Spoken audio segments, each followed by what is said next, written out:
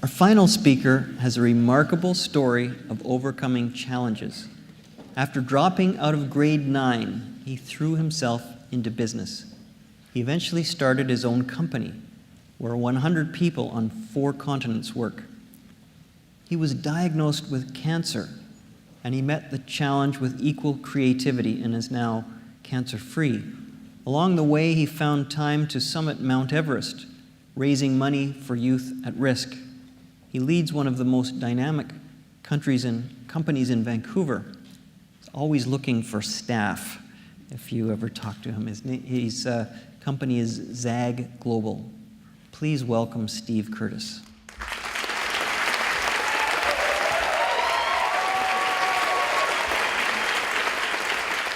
I want to start by asking a question. How much do you love your life? On a scale of 1 to 10, what's your number? How much do you love your life? I want to share with you what my number was. I was a 4. Actually, I was probably more a 2, pretending to be an 8. I was 24. I'd built a company from nothing. I had the car, the house. I was making more money than I dreamed of, but I was living an illusion. I was desperately unhappy. I was miserable. I used sleeping pills. I was an alcoholic. And I was in constant anxiety and pain. The signs of something bigger was going on started with a cold that lasted a little bit too long. And then came headaches that wouldn't go away. And then came the constant stomach pain and the exhaustion. And then just for fun, I got full body stress itches. Like most people who think they're invincible, I ignored all of it until I could ignore it no longer. I was 25, and I was diagnosed with a stage 4 terminal cancer. Not just any cancer, but a kind with an unpronounceable name. An orphan disease, as they called it, for which the experts at Harvard and Yale and Stanford all agreed had no cure or treatment. In a few short years, I would be dead. I could still remember what it was like in the doctor's office. I just couldn't compute what he was saying. It took me about a month to tell my mother. How do you tell your mother that her only child is going to die soon? All the sacrifice that she had made to raise me was a waste. I was a waste.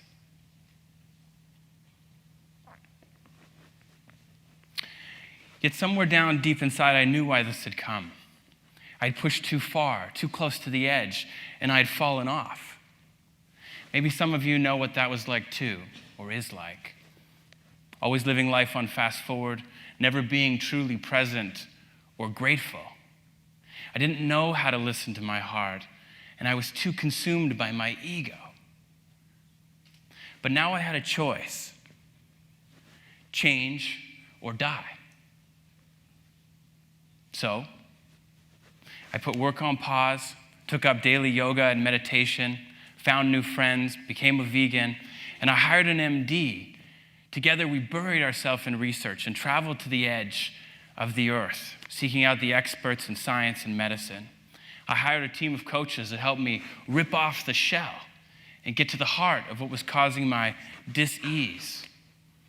I even risked my freedom to find and eat some magical mushrooms, which gave me profound insight.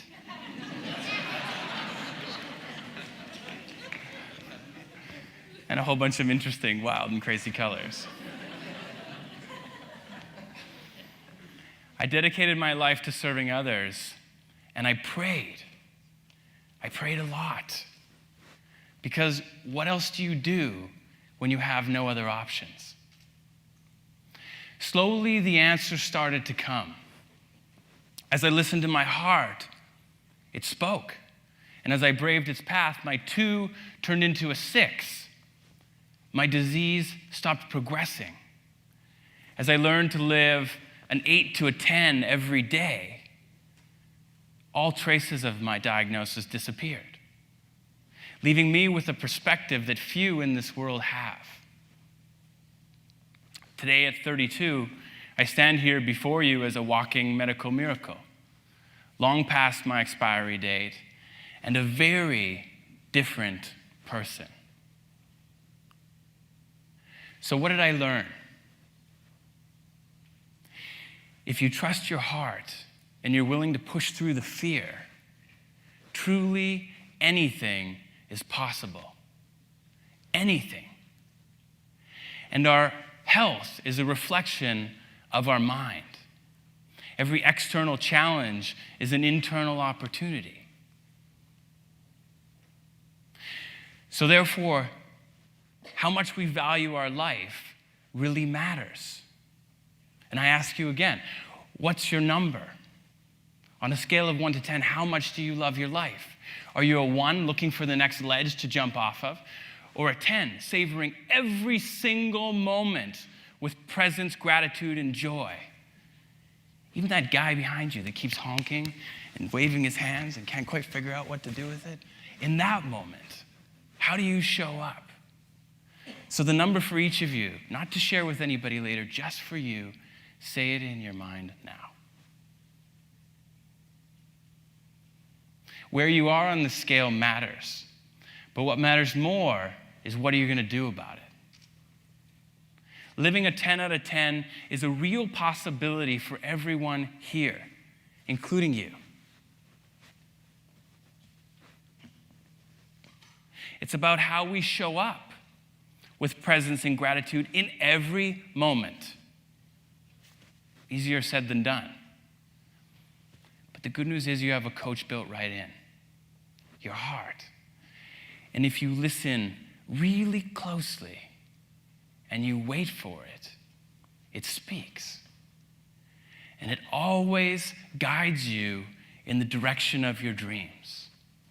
Follow it, and everything you hope for comes true. Yet along the way, you meet the ego, whose purpose is to hold you back in fear. And like the recurring dark of night, fear doesn't go away, but you can change your relationship with it. Where fear pushes most people away, I say move towards it. Chase it, embrace it, love it, for fear is an illusion. Like a rose that emerges from the thorns, resolve to let your heart rise in your life. For fear is the only thing that stands between you and everything you yearn for. Looking back, it's easy to see that illness is a gift. Illness is a calling by the Spirit to a higher way of being. And if we're unwilling to listen, it finds a way to get our attention. 1 in 2 people here will die of cancer or a stress-related illness. Many of us before our time, many of us unnecessarily. So closing tonight is simple. What is it that you've always wanted to do? What does your heart desire? How do you want to have mattered when you're gone? To these answers, I say, do not settle. Do not settle for an average life. Do not settle for living anything less than your biggest dream. Do not settle for regret or for remorse or for fear. Do not wait for a diagnosis like I had, but live your best life on your terms because you deserve it. And live it now.